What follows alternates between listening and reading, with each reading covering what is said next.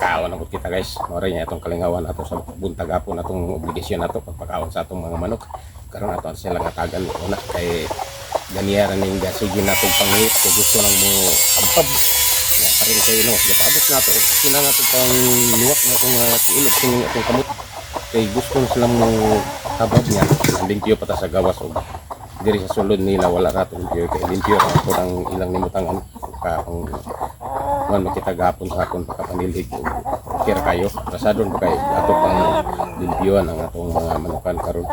kara ato sila taga na mag-ilang pagkaon.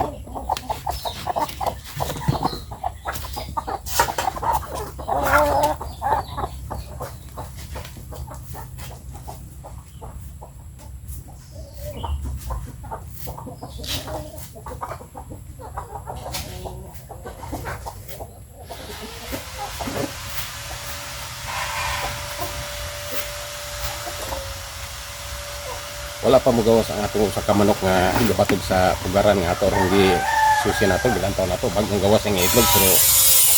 kapoy pang una kaya ng bagong pang itlog ba ang gawas na siyang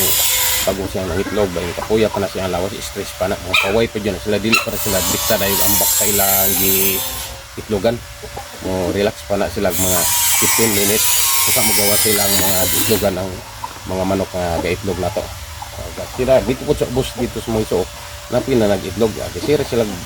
lantaw ra sa atong gipat hatag nga mga pagkaon eh di man pud sila ganahan mo tuka na ng mga manok basta umiitlog jud sila abot-abot sila nga maka-relax sila usa pa na sila muduol diri natong pagkaon bisag sa natong tawag ang atong mga manok protein nato may pero dili jud sila manumbaling sa atong gihatag nga pagkaon ug atong pagtawag kanila kay stress pa jud sila kagapon nato yung i-check up ang atong mga manok kung dili ba sila haga ang ilang lawas niya